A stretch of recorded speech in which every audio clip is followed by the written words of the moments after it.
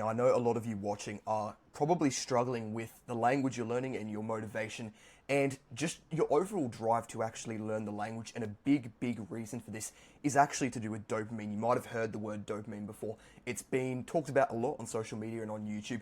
And in this video, I'm basically going to explain how dopamine is actually impacting your ability to learn a language. And this is super important for you to understand, because once you can actually grasp this concept, it's going to completely change how you language learn, how you're motivated whenever you don't feel like doing stuff, and everything like that. So definitely make sure you subscribe and stick around to the end, because I'm actually going to give you a few options on how to improve dopamine in regards to what we're about to talk about. So here is effectively the problem, and I've put it into a graph just to simplify, not a graph, sorry, Jesus Christ, a picture to simplify it. Probably should have had 2 coffees before this video. But so on the left here, I've got an example. That's you, right?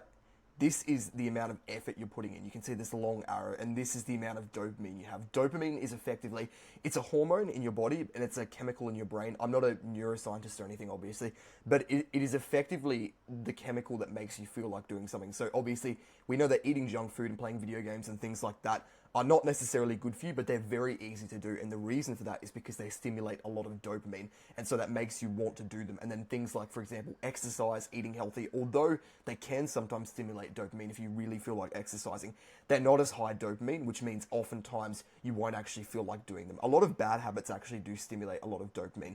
But effectively, if you feel really motivated, if you have a lot of dopamine, it's much easier to language learn. And what that basically will result in is you putting in a lot more effort.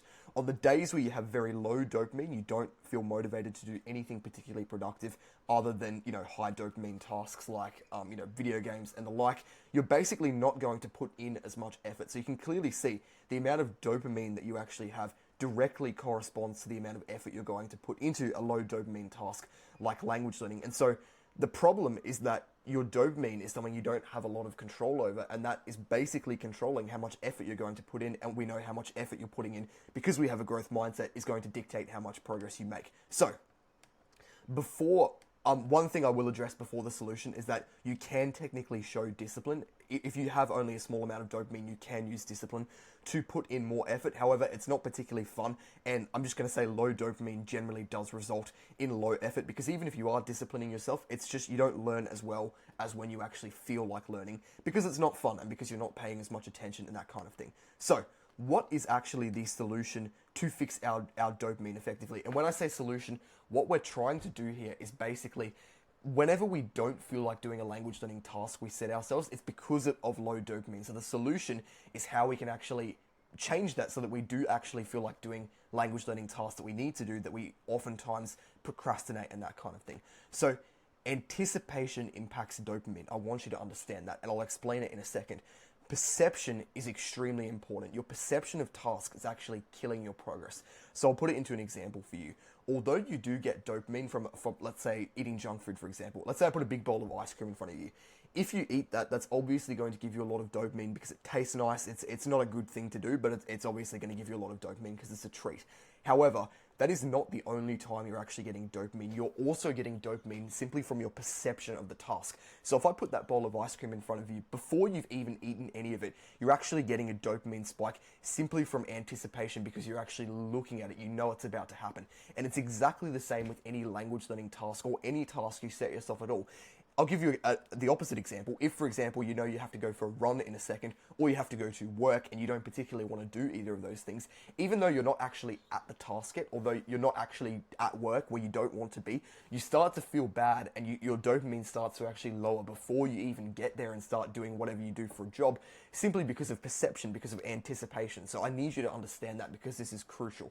Once you understand this, we need to basically change your perception of tasks not being fun, because this perception of the language learning task that you currently have, that you're about to do flashcards, for example, and you don't particularly want to do it, that is basically stopping you from doing it, and it's lowering your dopamine. So how do we actually change this?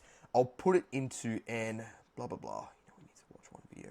I'll put it into an example right now. So say you need to watch one YouTube video in the target language you're learning each day. That's like in your habit tracker, for example, and you don't like doing it, you actually dread it. And the reason I'm using this example is because it actually applies to me recently. I was dreading it and I managed to solve it. A potential solution for you not actually wanting to watch a vlog or whatever in the language you're learning is to watch an easier video with subtitles and make it a video that's fun. So rather than watch any old video of people talking, actually put time into finding a creator that makes videos in the foreign language you're learning that's actually entertaining to watch. So it's almost like a treat to watch. That's one example. But now, if you have stuck around to the end, I'm going to give you a few actual options to implement to basically make language learning easier and to improve your perception of tasks that are low dopamine. So that you basically have three options when it comes to making language learning tasks more enjoyable so that they're easier to do, and so that overall you're more productive and you make more progress. But I will say, just before I unpack these options, if you are serious about learning a language and you want to make strong progress, I've got linked in the description the Language Learning Accelerator, which is my personal course.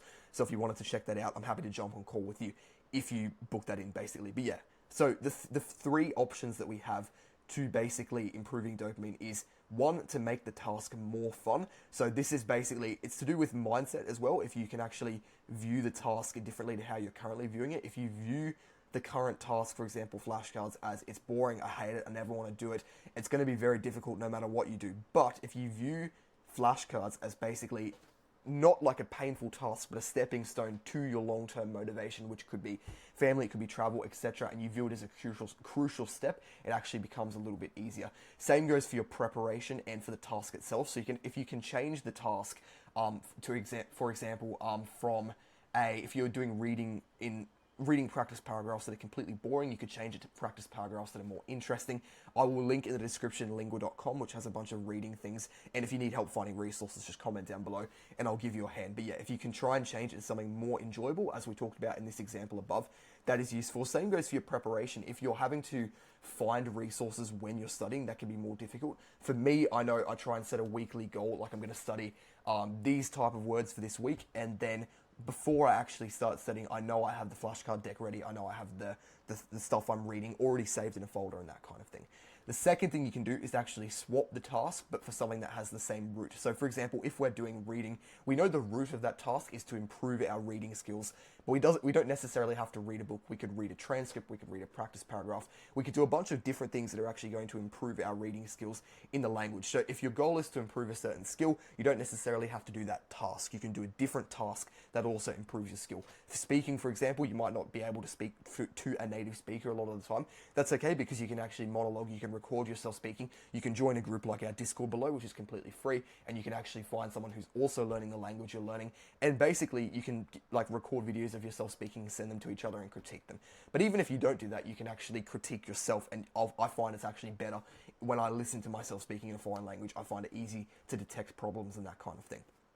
The third thing you can do is your baseline dopamine. So I'll wrap this up quickly, but one thing you need to understand with your dopamine is that if you, for example, do a high dopamine task like junk food, obviously you get a dopamine spike, but what happens afterwards is your dopamine doesn't just come down to where it was before, it actually dips below where it was before.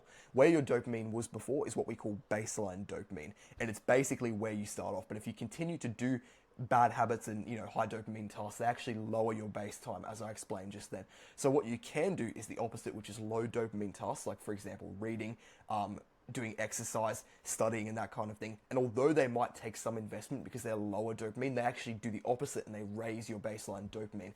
And what this results in is you feel happier, more fulfilled overall. Difficult tasks get easier. That's what we've talked about in videos where I've discussed building discipline, which I'll have linked in the description below if you want to check that out as well. But things like that are lower dopamine actually make it easier to do lower dopamine tasks. If you're reading every day, if you're studying every day, if you're exercising every day, which you should be doing all of those things in some regard, they actually do make it easier to do these lower dopamine tasks overall. And I know for myself, when I get caught in watching short form content and all that nonsense, it's very easy to find language learning more difficult than it actually is. So I hope that helped you guys. Let me know if you have any questions below. Definitely hit the subscribe button and have a good one.